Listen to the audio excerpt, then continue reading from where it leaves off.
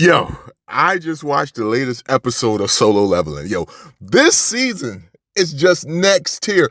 I thought season one was amazing, but now we got season two here, and I'm like, yo, can't nothing top this. Between this right here, Solo Leveling season two, and Invincible season three, this is the best animation I've seen all year. Hey, look, I knew this episode was a problem when I started hearing the song from when Jin Woo caught his first bodies. We heard it in this episode today. And when they said, this is gonna comfort me, I'm like, oh shit. No, they didn't. No, they didn't just do this for the King Ant. Oh my gosh, I'm sorry. Now, I want to root for the heroes. I want to root for the S ranks. I do. But when that song came on, it took a hold of me, and I was just like, slaughter them all. I'm sorry. I know some of y'all probably like, yo, damn, Nero, calm down. And then that shit was just amazing. Yo, it gave me goosebumps like it did when it happened in season one. I'm sitting there like, get each of them. Even when it came down to Shy and she got attacked, I'm like, yo, damn. She deserved it. She took down the queen. She had the finishing blow. It was just an amazing episode. That part alone just stole the whole show. The whole episode was good, but that part alone of the King Ant taking out all these S ranks like they were nothing. I mean, like they were nothing. Now, I'm curious because they were somewhat fatigued after fighting the Queen Ant and, her army.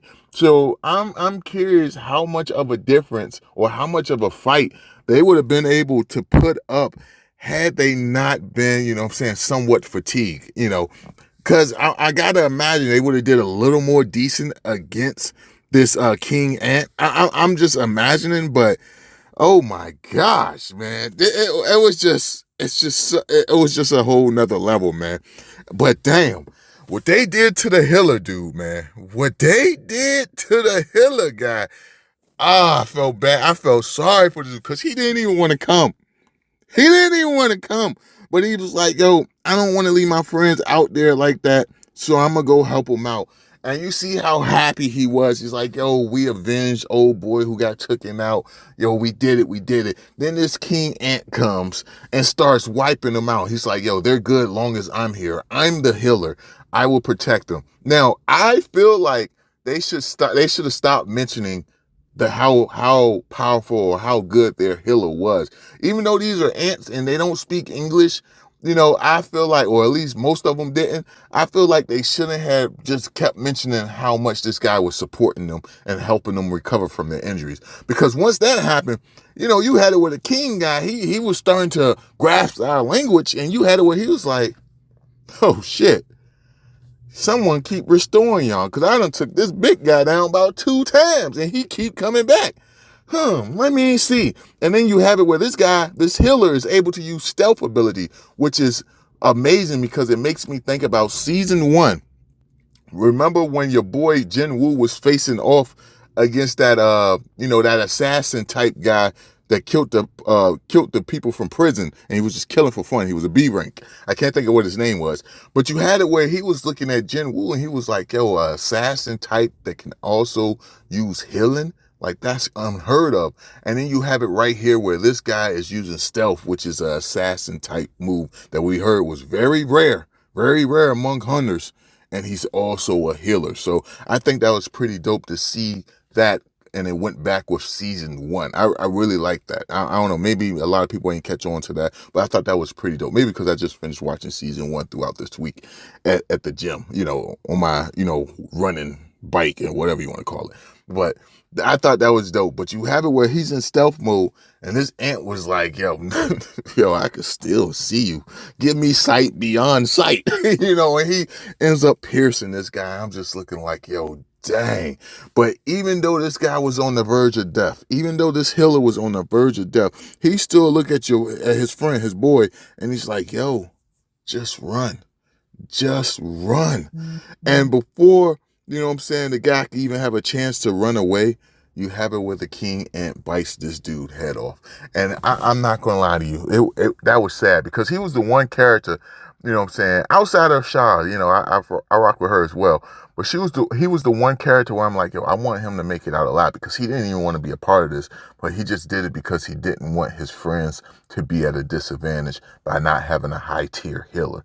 And because of that, he lost his life. Not only did that happen to him, but you had it where after the king bit off his head, the king started using his voice to talk to the rest of the guild or the rest of the hunters, and I felt like that was ruthless as hell. I don't know, man.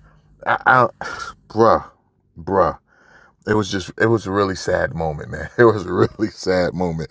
But then you have it where Jinwoo, and hey, look, man, I know he's the main character, but he got to stop doing this shit. I want to say this about the second or third time. This dude let people get bodied before he decides to jump in. Granted, I know he didn't have a knight in the shadow of the healer because the healer wasn't at that event, that sparring event. He wasn't there. So I get that. But it's just like, yo, you know what's happening to these guys because you got your knights within their shadows. You should have been stepped in. You coming in all late, people done died, people lost limbs. They struggling to survive and you just now getting there.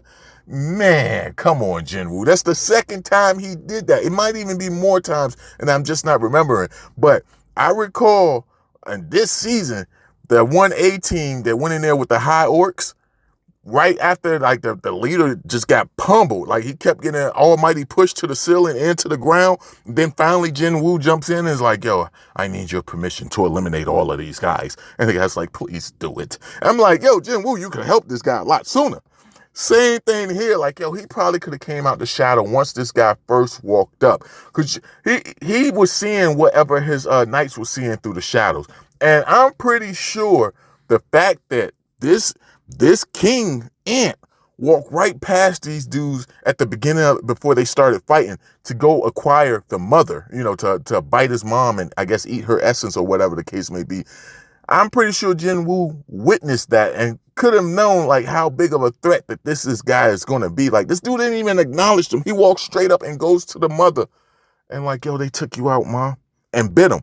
So I don't know why Jinwoo waited so long, man. I don't know why, but it seems as if he's going to switch places with one of the knights and go and help out. And then you have it where that king ant, he leaves these guys. He's like, yo, you guys aren't even worthy. I want to find y'all king because y'all took out my queen and I needed us to be even. And then he goes after I believe the dude name is Goto.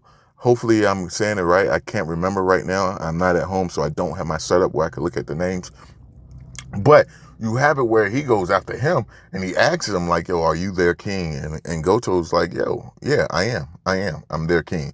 And then that's how the episode ends. So this episode, like I said, was amazing. Loved it from start to finish. Your boy Jinwoo just, oh man, he could have saved him a lot earlier.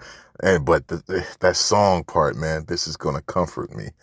Dang, this was amazing. But let me know y'all thoughts down below, man. I'll catch y'all in the next one, yo.